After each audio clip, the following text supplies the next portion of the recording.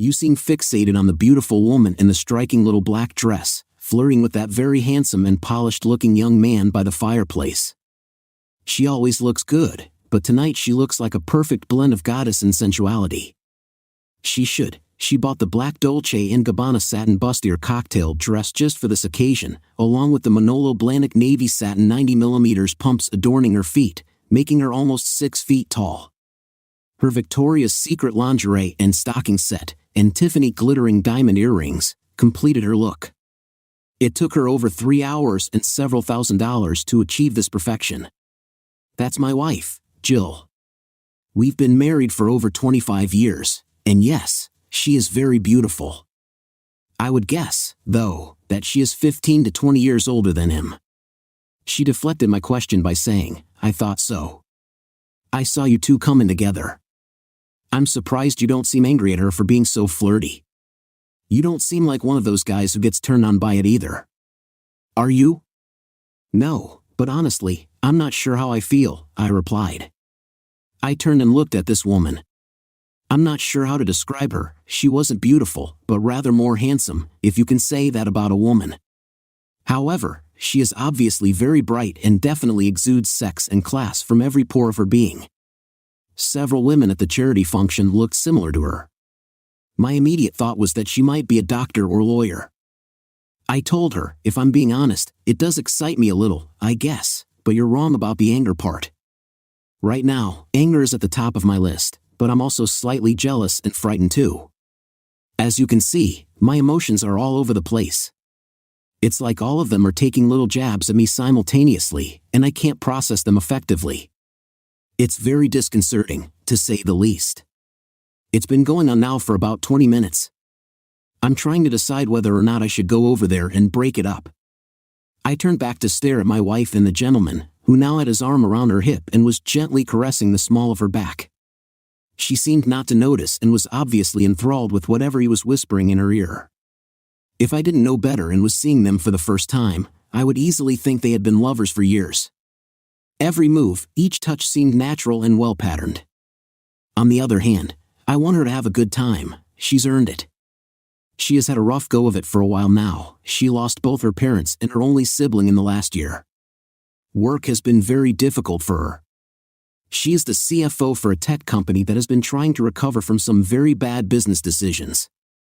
They have gone through several rounds of layoffs, and the stress on her has been tremendous. But with her help, they have started to turn the corner. In order to handle all of her stress, she has been on a rigorous diet and exercise program for over a year now. You seem very proud of her, the woman observed. I sighed gently and turned back to this curious woman. I am. It hasn't been easy for her. Tonight is sort of a coming out of the darkness party for her. He was fondling the silver heart-shaped pendant hanging from my wife's neck. It was the only item, including her matching lingerie, that wasn't specifically purchased for this evening. It was a locket with our pictures inside that I gave her on our first anniversary, all those many years ago. It wasn't much, but we didn't have much then. She told me she loved it, and 24 years later, even though she could afford much better, she still wore it every chance she got.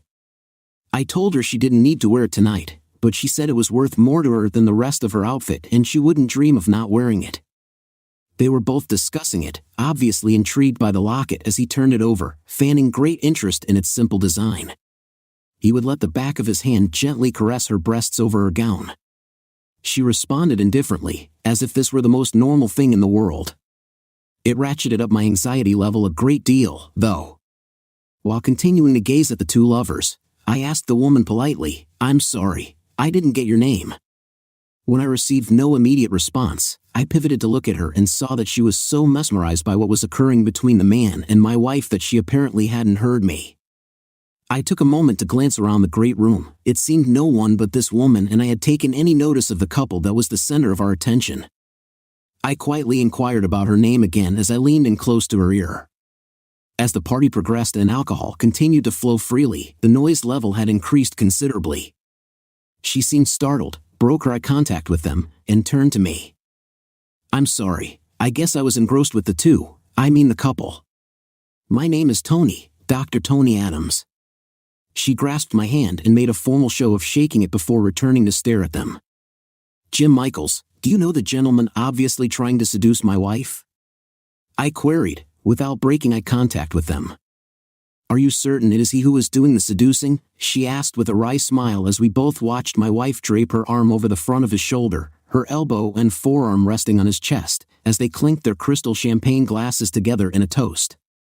"No, I've never seen him before." "He's quite a handsome man, though, don't you think?" she replied. We continued our conversation while never breaking eye contact with the couple, who were now leaning into each other in a very relaxed and familiar manner. Anyone who noticed them would definitely believe they had been a couple for some time. "Yes, I suppose he is," I said, becoming very anxious and trying desperately to maintain a calm exterior. I'm not sure how successful I was. I was trying, in a practiced manner, to speak calmly and in a quiet voice, as was my habit in stressful situations. It was a trait that had served me well in my profession over the years. Most people under increasing stress tend to raise their voices, make threats, or babble incoherent, incomplete, repetitive sentences. I found it advantageous to do the opposite. It tends to embarrass and confuse those in an irrational state. Of course, that was in a business environment, and this was something entirely different. We stood silently side by side, watching them for a few more minutes. There was no way we could turn away. It was too provocative. If it weren't my wife involved, I would find it fairly erotic. I had a thought and sincerely questioned, "Dr. Tony, are you married? What would you do in this situation if you were me?" I doubtlessly said it too quickly for the circumstance and tried to soften my question, but she responded before I could correct myself. "I'm divorced, over 5 years now." "You didn't answer the second part of my question," I pointed out. Now it was her turn to exhale deeply, her breath much heavier than mine. She wistfully responded, "If I'm being honest, I would say 2 things. First, I wish it was me with him instead of her. And secondly, I would tell you to do nothing. It would be pointless. Doing nothing hardly seems the right response here. Those emotions I told you about are starting to get the better of me. The 2 most prevalent are fear and anger. I fear I am losing my wife and I am getting increasingly angry at him. I don't think he has missed the wedding ring on my wife's finger. He can probably feel it on his shoulder right now, never mind see it." At that moment, his hand slid lower on my wife's back, now gently resting at the top of her very shapely bottom as he began to guide her outside to the garden. Without comment, Tony and I discreetly followed, both of us stopping to pick up fresh glasses of fairly decent sparkling wine before heading outside as well. As they passed by the brightly lit doorway into the dark outside, it was evident why she was enamored with him. His tuxedo, probably one of several Emporio Armanis he owned, hung perfectly on a well-toned frame. My tux was rented from J.C. Penney. He was definitely sporting a Rolex. I involuntarily pulled my sleeve over my $59 wristwatch that I bought on Amazon, betting it had the exact same time as the man's Rolex. He was probably 6 feet 2 inches or so, without an ounce of fat anywhere.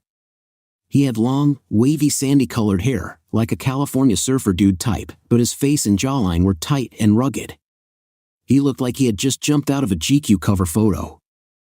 I felt a hand slip around my elbow and pull me in the opposite direction.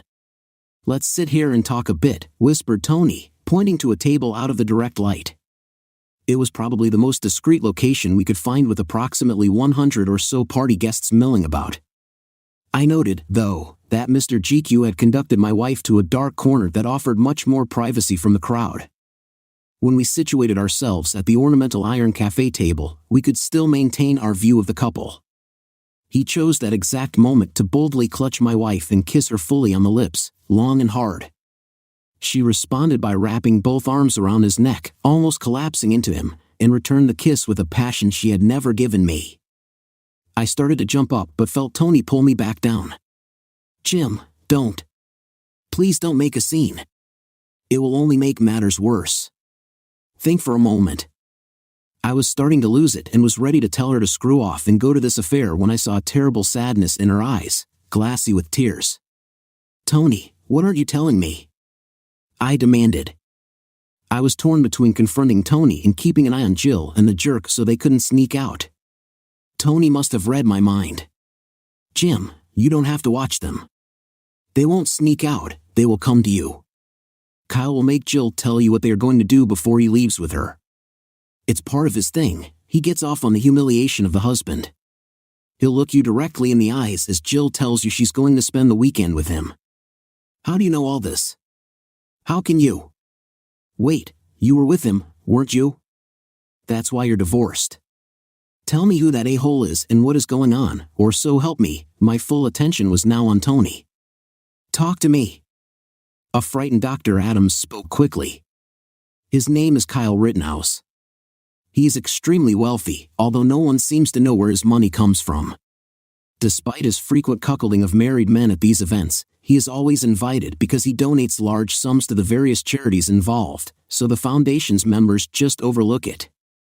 I glanced quickly around the patio. A few minutes ago, no one even noticed us, but now it seemed as if everyone was watching.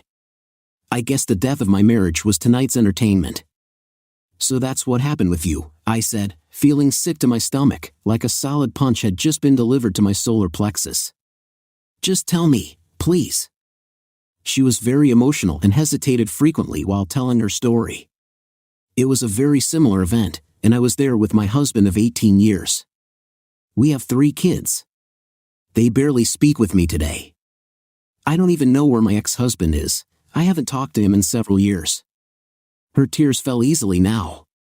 Tony, please, I'm sorry about your family, but just tell me what happened. Exactly what you're seeing going on with your wife.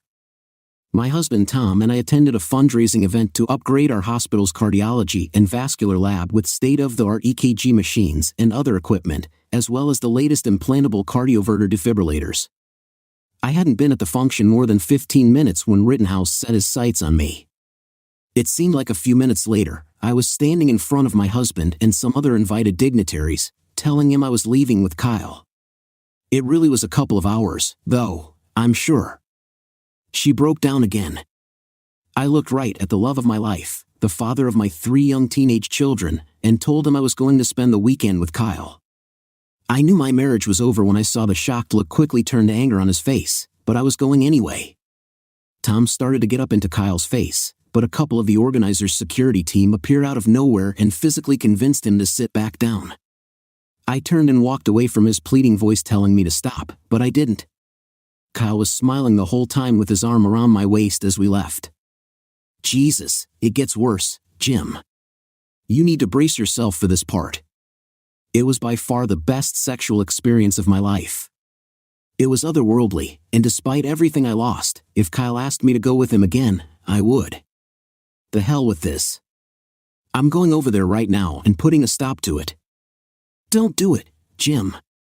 All you will do is embarrass yourself. Look around you. Everyone knows what's coming, and they're all watching you. The foundation's security is already heading over to us. Besides, Kyle and your wife are coming our direction anyway. She's going to go with him no matter what you do or say. I looked behind me, and sure enough, Kyle had his arm around my wife's waist, his hand guiding her as he smirked at me. He never changed his expression or broke eye contact. My wife at least had the decency to look away when she saw my disposition. In that instant, I knew 2 things. First, my marriage was over, no matter what happened in the next 5 minutes, we were done, and secondly, I wasn't going to play the helpless victim and be the evening's floor show. I wasn't going to give them the satisfaction. I turned back to Tony before they arrived, only to be greeted with the look of a woman who clearly was in lust with Rittenhouse. If he asked her, she would probably have sex with him on the table right now. Damn it. All of a sudden, a large cocktail party that had been very boisterous 30 seconds ago got deathly quiet as I started to try to engage Tony in conversation. From behind me came, Jim, honey, I want you to meet someone. Her voice was cracking as she said it. I guess a 25-year marriage is stressful. I didn't even turn around, I ignored her completely. I asked, to shock Dr. Adams, to tell me about her children. Her mouth dropped open. She tried to recover and speak but only emitted a couple of squeaks. Much louder this time, Jim. I want you to meet someone. This time, with surprise and embarrassment in her voice, she still looked at Dr. Adams, waiting for a response. I continued to disregard them both. Then Rittenhouse interrupted. "Excuse me, Mr. Michaels. You really need to listen to what your wife has to say," his voice laden with mockery. I didn't react to him and repeated my question to Tony. "I really want to hear about your children." Not only was the room silent, but everyone seemed frozen in their places. Tony was regaining her composure, but before she could speak, we were disrupted again.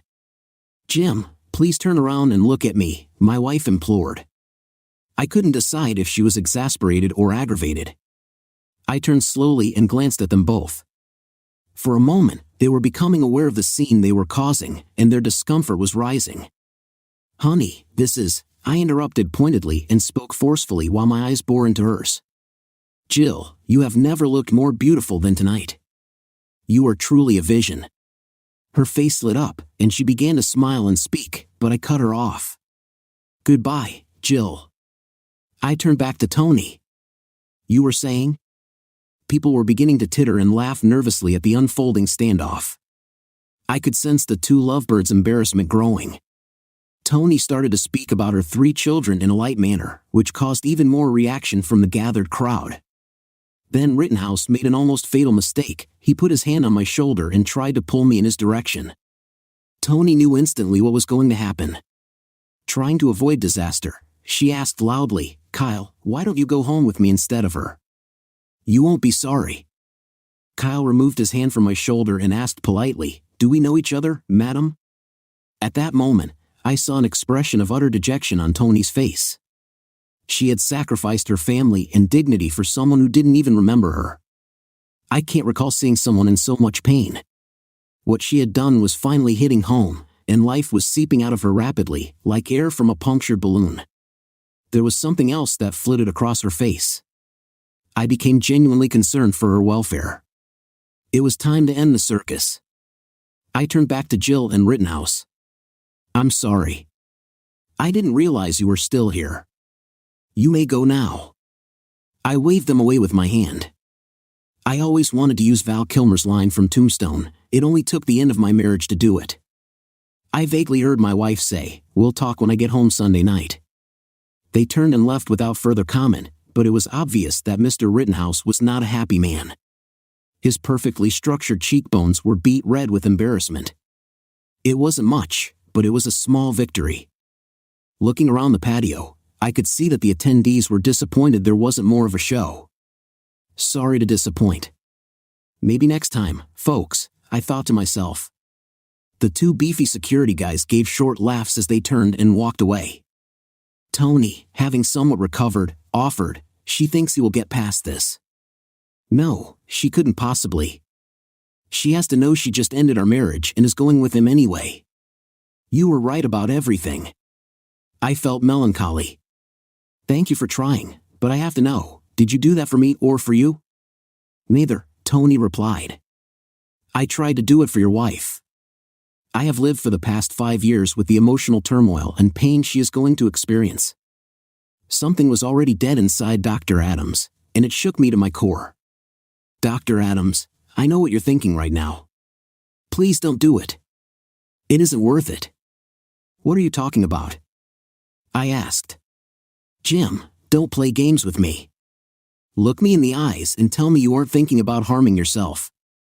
Funny, my thoughts weren't with my wife or our marriage, but I was deeply troubled that Dr. Adams was possibly going to end her misery tonight. She couldn't look at me, she just dropped her head and wept.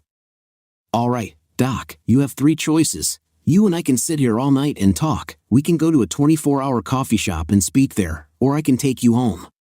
What's it going to be?" She gave a little snort. "You aren't that great a conversationalist.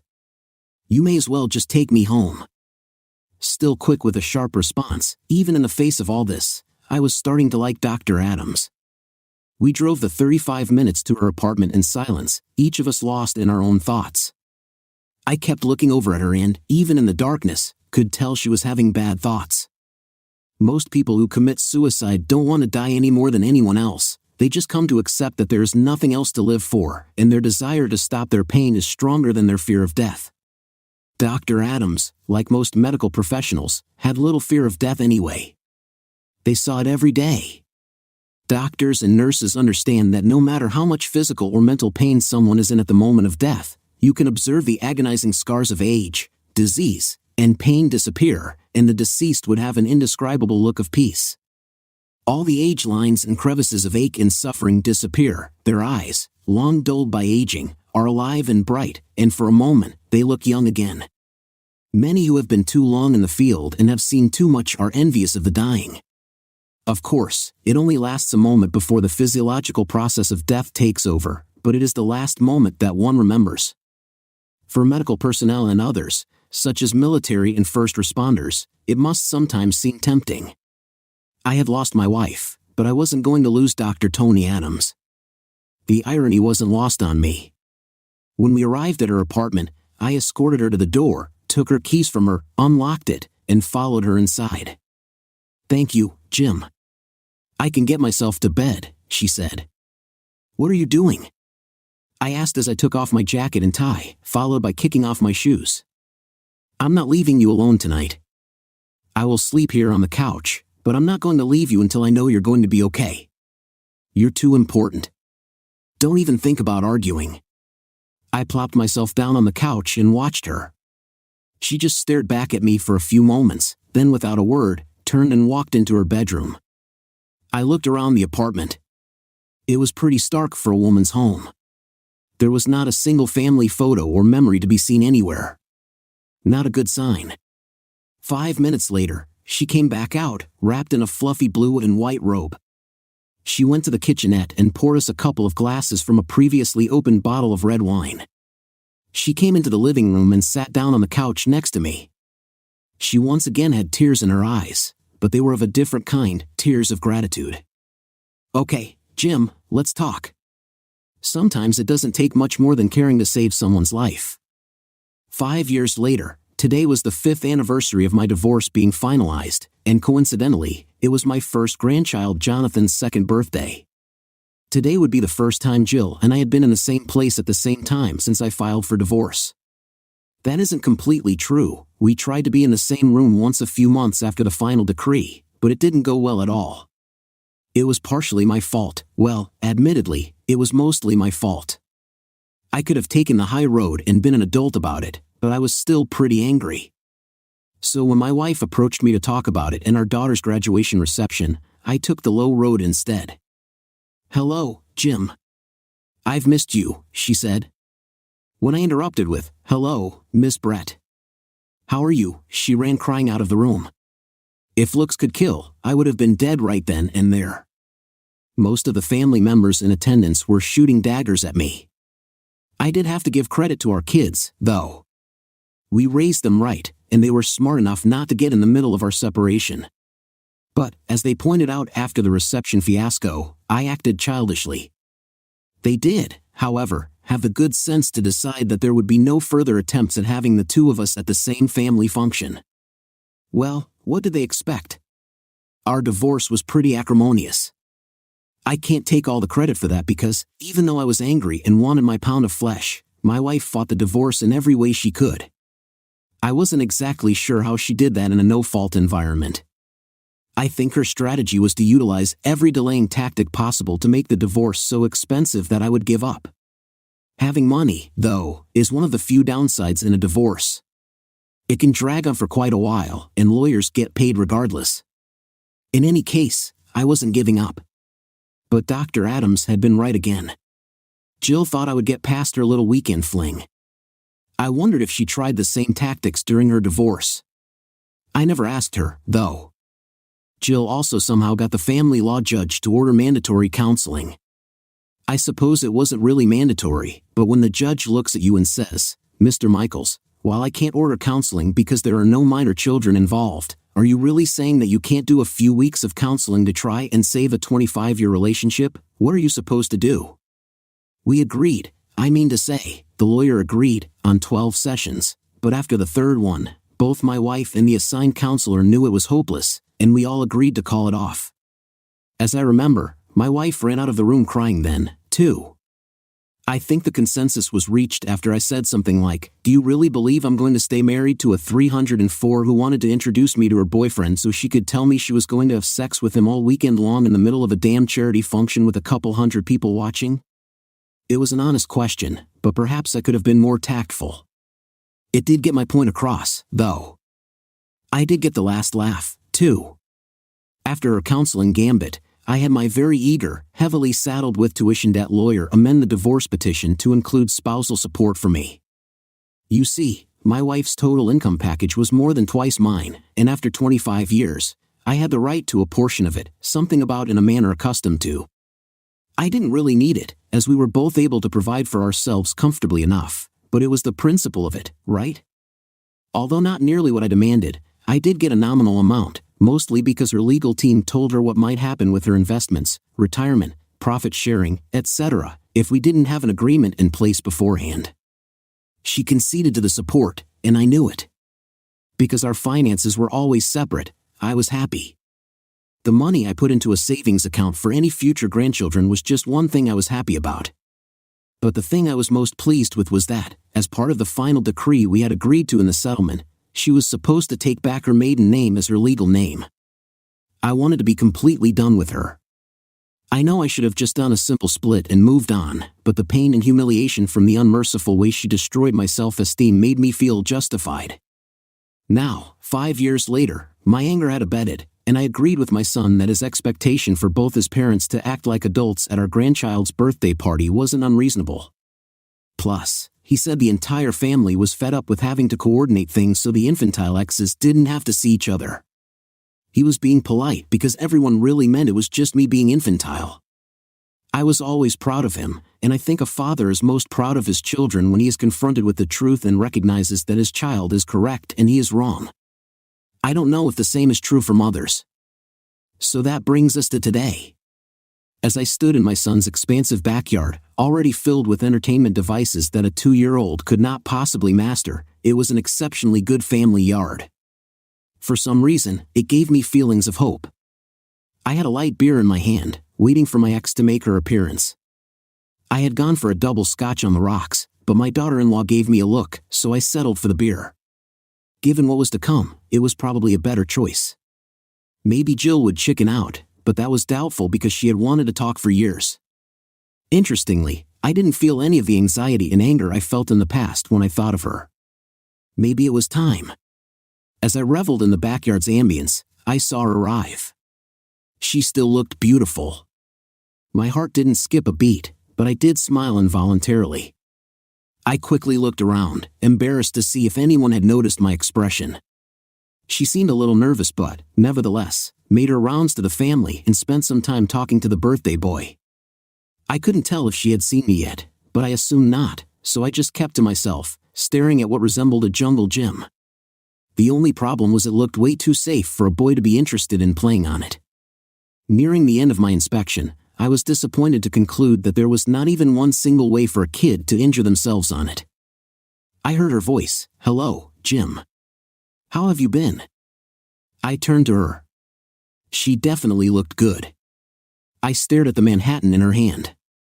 It wasn't even in a coupe, but a tall bar glass. They made me get a light beer. As I lifted my bottle into her field of vision, I sighed, "I've been good, Jill." There was a bit of an uncomfortable pause, then for some reason, I blurted out, "You never had your name changed back like you agreed to." Surprisingly, she didn't burst into tears and run out of the party. She merely responded calmly, "So? It's not like you haven't done it before. I didn't have it changed because I still consider you my husband, even if in your eyes and the laws, I'm not." I couldn't help but laugh. She used to make me do that a lot. "Okay, Jill Michaels it is, then. You know, I've been keeping tabs on you," she offered unapologetically. That raised my eyebrows and my hackles. "No, I didn't know that," I snapped at her. She waved me off with a brush of her hand. "Oh, don't worry. It's not anything sub rosa. I met your friend Dr. Adams. We've talked quite a bit the last couple of years or so. Actually, we've developed a bit of a bond. It might be too soon to say we are friends, but I think we are good for each other." I was beginning to believe our meeting today might have been a very poor idea. She noticed my expression. Please don't be angry with her. I begged her not to tell you. I know you two are good friends, and I didn't want to ruin that. I just wanted to try to understand how I could have done what I did to you, to us. Honestly, we don't even discuss you. We just try to help each other, she expressed sincerely. Wow, weird. I should be very upset, but I'm not, I thought. I'm not angry with you, Jill.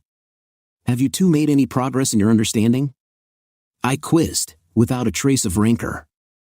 Some, but it is a work in progress. She is quite a woman. She told me that you saved her life. No, I didn't. She saved herself. I just provided the opportunity for her to do so. I couldn't believe I was saying this, but I was truly interested in understanding more about what happened, or more accurately, why. I surprised even myself with how calm I was. Would you like to sit down and talk some? Jill had to choke back her emotions. Yes, Jim, I would very much like to talk about it. We found an unoccupied table as far from the crowd as we could and sat facing each other. Before we start, Jill, just promise me no matter what, you won't lie to me. We have too much of a history together, and we're too old to play any more games. If you ever had any love, any respect, any feelings for me at all, just please don't lie to me. She was already crying. It seems that if there is one thing I am good at, it is making women cry. She nodded her head definitively and spoke softly, I promise. She pulled out a handkerchief, wiped her eyes, and blew her nose. Not very ladylike, and it drew attention from the gathered party guests. I couldn't help but smile at her. You know, the handkerchief thing always bothered me, even when we first met. Here was this beautiful, self-confident young woman, a woman who knew what she wanted in life. You were so gorgeous, charming, and feminine. You were always an attention-getter from both sexes. You were so special, and yet you blew your nose like a cigar-chomping, fat, middle-aged truck driver in a restroom at the local truck stop. Some things never change, I guess.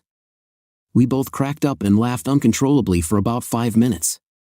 I'm sure the family went from being worried we would kill each other to thinking we were crazy almost instantly. But it did break the ice for us. When we had finally calmed down, Jill spoke first. Jim, I don't want to pry into your personal life, but Tony is very fond of you. She's quite attached, and it makes me jealous. I know I don't have the right to feel that way, but I do. She was nervous but not accusatory. How come you never married her? My instinct was to respond with something along the lines of none of your damn business, but instead, I opted for sincerity and openness, understanding that it was past time to do so. Jill, Tony and I are really good friends. We do a lot of things together, and she gives me peace and comfort. Believe it or not, in the 5 years I've known her, we've been intimate less than a handful of times. That's not what our relationship is about. I will never ask her to marry me, partly because I don't want to risk ruining a beautiful friendship, but mostly because of what you did. I hoped I wasn't hurting Jill, but I had to be truthful. I was destroyed by what you did to me. Tony told me that evening and a couple of times since that if that piece of crap asked her to, despite everything she suffered, she would have sex with him on the 50-yard line during halftime at the Super Bowl. I can't risk having that happen to me again. I just can't. I hesitated, unsure of the impact my words were having on her. I continued, you probably don't know it, our kids certainly don't, nor will they ever, but I went through 2 years of therapy trying to understand what happened to me that evening. I know I reacted calmly and as if I was in control, but in reality, I was devastated. Did Tony tell you how often Loverboy pulled that stunt and the fallout from it? Yes, but Jim, I never fooled myself. Even while I was standing there with him, fallen under his spell, I understood what the reality was. He didn't get me into his bed by telling me lies about finding his soulmate in me. He never said it was our destiny to be together for the rest of our lives and travel the world in luxury. He simply told me that if I spent the weekend with him, he would promise me the best sex of my life. He told me that when I drew my last breath on earth, our weekend together would be foremost on my mind. That's all.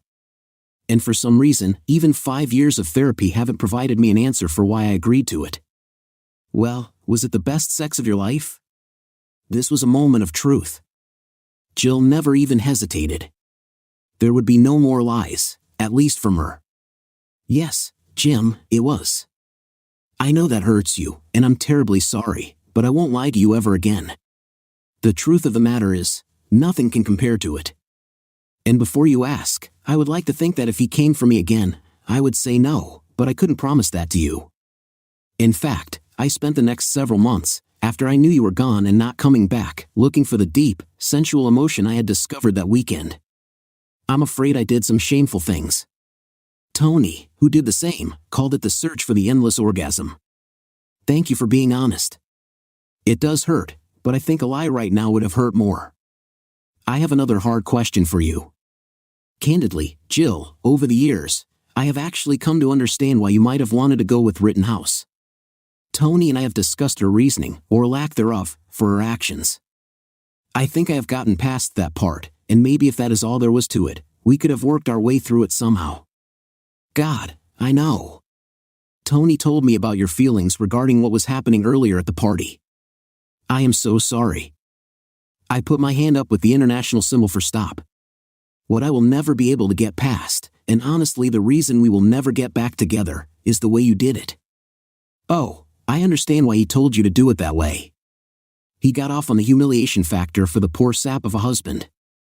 But how could you walk up to your devoted and loving husband of 25 years, the father of your children, the man who celebrated every success with you, the man who held you and wept with you at every failure and pain you ever felt in your adult life, and in a public setting, tell me you were going to take a lover and screw each other's brains out all weekend long, then return to me and expect our life to go on as if nothing of significance had occurred? Now, I was the one close to tears. What possessed you? You couldn't even discreetly come to me alone and talk about it privately. She stood silent and frozen for a full minute. She didn't cry, though. Maybe she didn't have any tears left. I don't know, Jim. I honestly don't know. I could give you all the standard excuses about me being worried about growing old, you neglecting me, hormone imbalances, etc., but none of that was true. That's what is killing me, 5 years later, and I don't know how I could do that to you. He simply told me that was the way we had to do it, that it would be best for everyone, so I did it. When he said it, it just made sense, so that's what I did. I knew I was hurting you, but I honestly thought we could work past it. When he took me home that Sunday night, and yes, he took me home, he was a perfect gentleman. But he ended it by literally flipping a light switch in his suite and told me it was time for him to get me home before I got out of the car in front of our house. He thanked me for a great time, kissed me on the cheek, and it was over and done. That's how I felt too. It was over. When I came home, I honestly thought you would be waiting for me. When I realized you were gone, I actually got angry with you for running out on me. Can you believe that? It's why I fought the divorce so hard. I was going to make you pay. Nice touch on the alimony thing, by the way. I didn't know whether to laugh or cry. You aren't some high school dropout living in a single-wide trailer, working part-time at King Soopers. You have an advanced finance degree and practically run a Fortune 500 company, for Christ's sake. She didn't answer. There was no fight left in her. She was exposed, no part of her hid from me. I had never seen her look so vulnerable. The answers to my questions might never come because she truly didn't know them. How is that even possible? What do you want from me, Jill? She was almost begging. Jim, I want you to save me too. You did it for Tony, and she did the same thing as I did, and you were with her. I just want to be back in your life. I can accept us never being married again, even living together, but I can't live with you not being in my life. It's killing me that I'm made a stranger to you. Up until today, I would have snapped out the obvious response because I was never married to her, but I decided to remain silent. I had no idea how long we had been sitting and talking. I looked around the backyard and saw we were the only ones left. The sun was starting to set in the west. I briefly thought the party was either over or we had scared everyone inside. Jill seemed not to notice. She was still lost in her thoughts about the choices she had made. What did I want? That was the most prevalent thought on my mind. I had been asked several times over the years by well-meaning friends and family, not to mention my counselors, whether I was better off with her in my life or out of it. My resounding response had always been out of it, but now I'm not so sure. The truth is, I miss her. I miss holding each other in bed, winding down as we talked about our days and our children. I miss laughing together at life's comedy going on around us. I miss the smell of her perfume. I miss seeing her naked, wearing only that silly locket. I miss everything. We were perfect once. It would never be again, but then life lived in absolutes is a life wasted. I can do friends, Jill. Why don't we make a standing date to have dinner once or twice a month? I think we still have a lot to think and talk about. Well, I'll be damned, she said, as some tears finally came. Why did I never go after Rittenhouse? Well, he was partially to be blamed for my actions, but it was my actions that were the real problem here.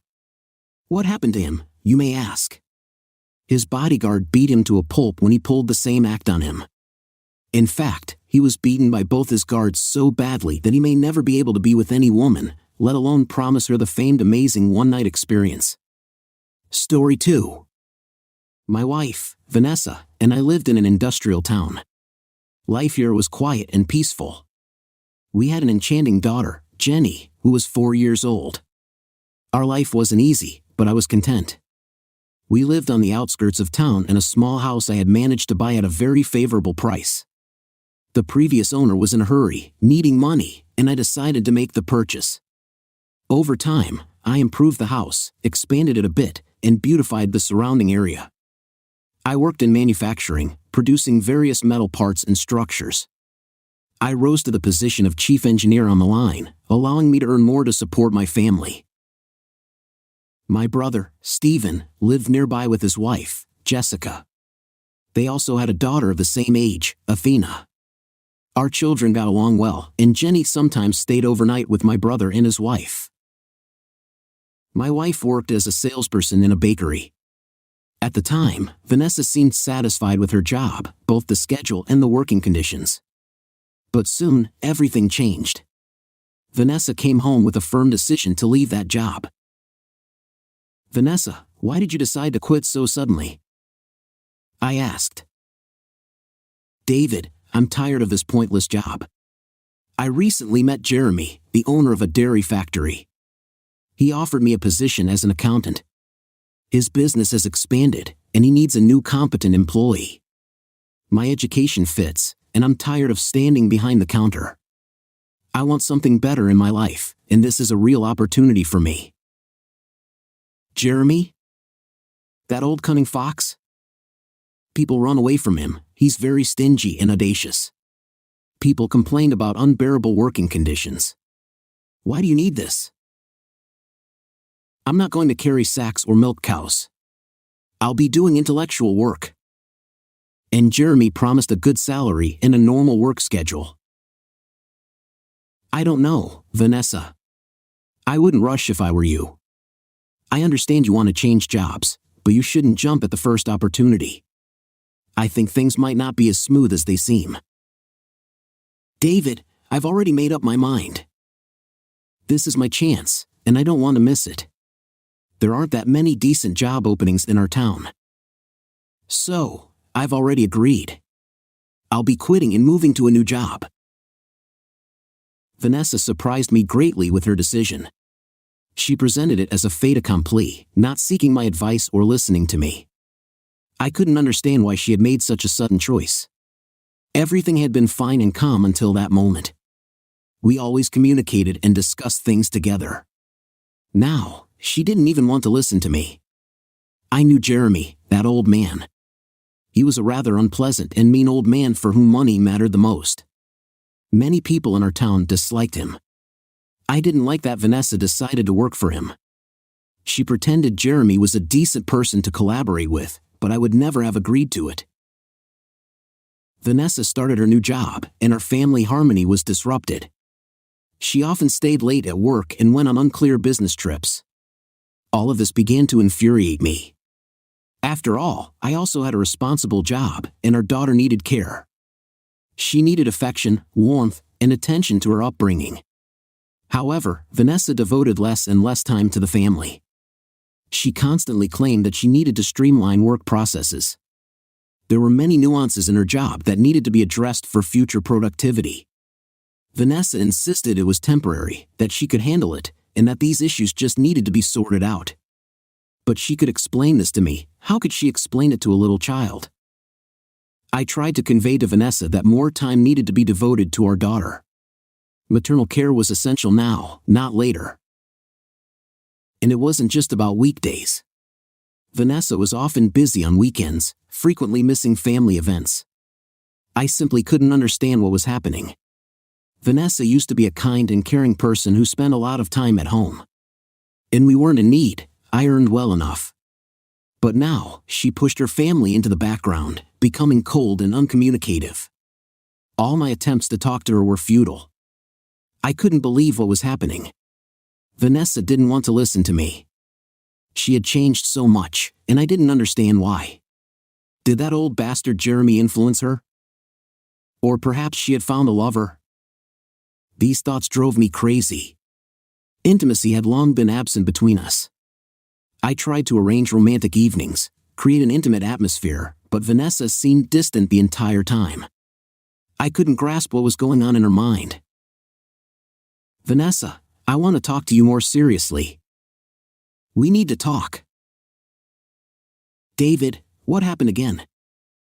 Are you going to lecture me again? I'm asking you, please, don't. Vanessa, what's going on? It's like I'm living with a completely different person. I don't know what to think anymore. Why are you behaving like this? Did that old jerk Jeremy influence you so much? David, stop making up all these stories. Jeremy is decent and very kind to me. He treats me well, and I'm just trying to do my job well. There are no secrets or mysteries here. Something very important has come up in my life now. Something important? More important than your daughter, than me? What does that mean? You suddenly became cold and angry. I don't understand what's affecting you. And what's so complicated in your new job that you constantly disappear there? No, David, I love you and our daughter. I'm just working, nothing more. I'm trying to make time for you and our daughter. I see how hard you're trying. It feels like you don't want it yourself. As if you're being forced to be with your own family. I'm fed up with enduring this. Tell me honestly, do you have a lover? David, have you lost your mind? What lover are you talking about? What nonsense. I only have you, and I don't need anyone else. I would never do that to you. I understand why you think this way. Things haven't been smooth between us lately, but I assure you, there's nothing like that here. Let's make a deal. You won't bother me with your tantrums anymore, and I'll try to streamline work processes so that we can spend more time together.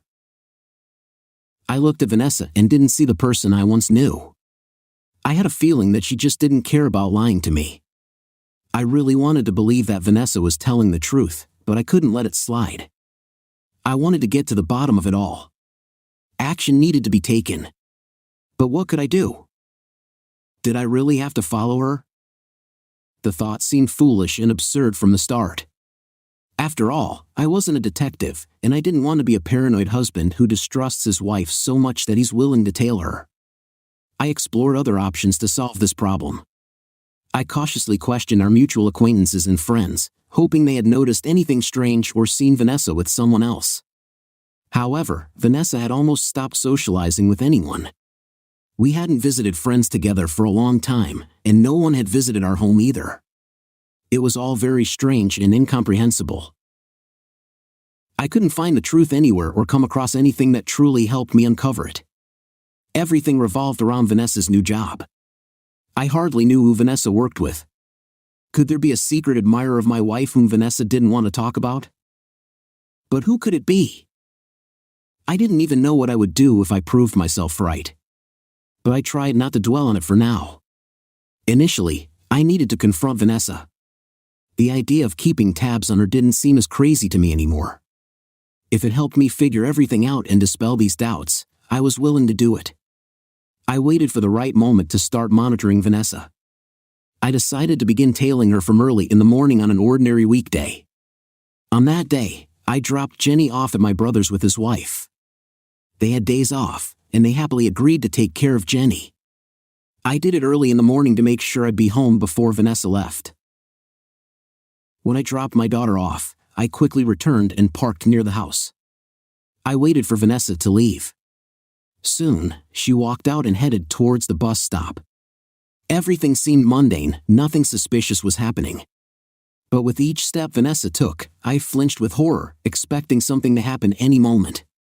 Would she go somewhere else, or would someone approach her and hug her? It was all just terrible. I didn't enjoy doing this, but I had no other choice.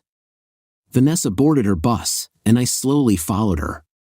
At every stop, I scrutinized the crowd exiting the bus to avoid missing my wife. Eventually, we reached her workplace. Vanessa entered the premises. I sat in the car near the entrance, thinking, what's next? What was I even thinking? Sit and stare at these gates all day? Or go in and say that I'm just here to keep an eye on my wife, so I'm hanging around? How silly and pointless is all of this? Time passed. I nervously entertained various thoughts in my mind. My state was truly heavy. In one moment, I wanted to laugh and cry. I was simply going crazy. But I couldn't think of anything else, so I decided not to seek any particular meaning in what I was doing. I just sat in the car, gazing into the distance. And so, evening gradually began to envelop everything in darkness. In the dimming sunlight, the lights at the facility glowed brighter. I felt numb all over. The time came when the staff started leaving the premises one by one. After a while, I spotted Vanessa again. She came out but didn't head towards the bus stop, which alarmed me. Vanessa went in the opposite direction. In a dark spot under branching trees, the headlights of a parked car suddenly lit up. Vanessa quickly got in, and the car drove off. I followed that car. We entered a residential area with quite affluent houses. We arrived at an unfamiliar house to me. Who could this be? I became even more nervous. The automatic gates opened, and the car drove in. I started breathing more often and deeply, trying to formulate a plan for my next actions in my mind. It was challenging to think of something reasonable. I decided to keep it simple. I definitely wasn't going to sit idly in the car anymore. I got out and began surveying the house and its surroundings from a distance. I circled the fence, and in one place, I noticed a branching tree whose branch had likely recently broken and damaged the fence. Here, I could sneak into the yard unnoticed. I slipped inside and approached the house, cautious of dogs or alarms. Fortunately, it was clear, and I was lucky. I reached the house and turned the handle of the entrance doors, which were also unlocked. I started walking through the rooms, searching for Vanessa. Lights were on everywhere, but Vanessa was nowhere to be found. Then I heard the sound of splashing water and a woman's voice.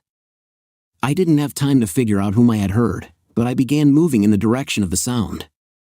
I cracked the door to the bathroom open and witnessed a shocking scene. Vanessa was on all fours in the jacuzzi, and the one behind her was Jeremy, that old bastard, having intercourse with her. This sight clouded my mind. Anger and hatred spread through my body like a hot wave. "You filthy bastards!" I yelled and rushed towards them. I reached these animals and grabbed Jeremy. I started drowning him in the jacuzzi. Vanessa screamed and jumped out of the jacuzzi. "David? How did you get here?" "David, wait, stop!" Vanessa shouted. I pushed Jeremy away and turned my anger towards Vanessa. I quickly approached her, grabbing her by the hair and staring into her frightened eyes with my enraged gaze. "You shameless creature! Have you completely lost your mind? How could you, you dirty scum?" I could imagine everything, but that you would sleep with this rotten old bastard? "David, please, David, let go, it hurts."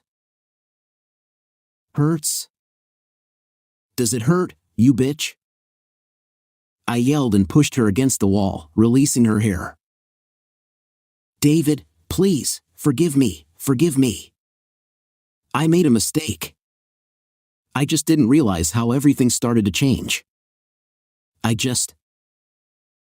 Shut up, scum.